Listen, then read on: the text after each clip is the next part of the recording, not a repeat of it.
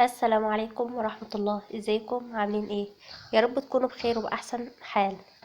لو انت طالب في تالتة اعدادي فالفيديو ده مهم ليك جدا، فهات ورقة وقلم وتعالى اكتب ورايا النصايح اللي هقولها لك دي. مبدئيا كده تالتة اعدادي مش صعبة ولا هي سهلة، بس صعبة على اللي مش بيذاكر وسهلة على اللي بيذاكر.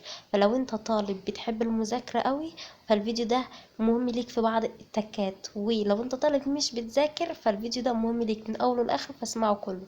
تمام. فيلا بينا نبدأ الفيديو. النصيحة الاولى يا جماعة وهي الصلاة. الواجب علينا ان احنا نحافظ على الصلوات الخمس. ليه؟ لان الصلاة هي عمود الاسلام.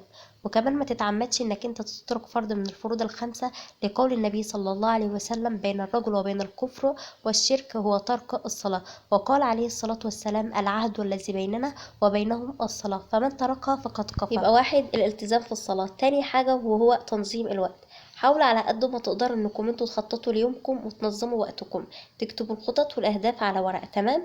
وكمان لان تنظيم الوقت بيقلل من الشعور بالتوتر وكمان القلق. وكمان تنظيم الوقت بيساعدنا على ان احنا نكون راضيين عن نفسنا وكمان واثقين من نفسنا، وكمان بيوفر من الوقت.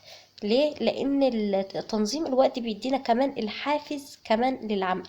تمام. يبقى النصيحة الأولى هي الالتزام في الصلاة، تاني حاجة هي تنظيم الوقت، تالت حاجة وهي النوم الكافي. حاولوا تناموا بدري وتقوموا بدري، يعني تناموا الساعة 11 مثلا وتقوموا الفجر، تصلوا الفجر وتقرأوا الأذكار وتقرأوا الورد اليومي، ولو في مذاكرة ولا حاجة هتبدأوا انكم انتوا يومكم بالمذاكرة.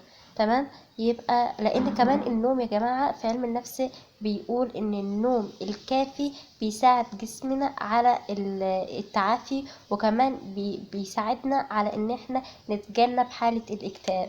رابع حاجة يا جماعة وهي ان احنا نذاكر بطريقة مختلفة. ازاي؟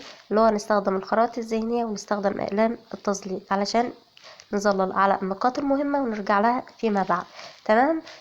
نستخدم كمان طريقة المذاكرة. ازاي؟ هنذاكر لمدة ساعة وربع ساعة استراحة. في الربع ساعة الاستراحة يا جماعة ما نمسكش التليفون، نحاول على قد ما نقدر نبعد التليفون خالص واحنا بنذاكر.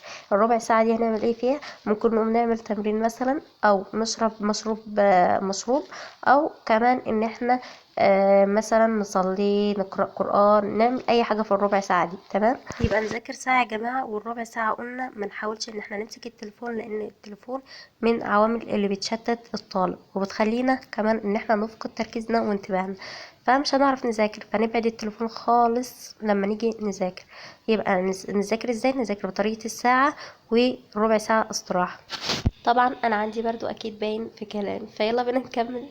اول حاجه قلناها وهي الصلاه. تمام. الالتزام في الصلاه.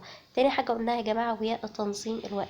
تالت حاجه قلناها انه النوم الكافي. تمام. رابع حاجه يا جماعه قلنا ان احنا نستخدم طرق مختلفه للمذاكره. خامس حاجه هي الاهتمام بالصحه. الاهتمام بصحتنا ازاي؟ نهتم بصحتنا عن طريق ان احنا نقلل من السكريات ونشرب ميه كتيره في يومنا، وكمان نمارس الرياضه. حتى لو مش هننزل جيم هنمارس الرياضه في بيتنا عادي. تمام. لان كمان الصحه يا جماعه بتحمينا من الامراض. تمام.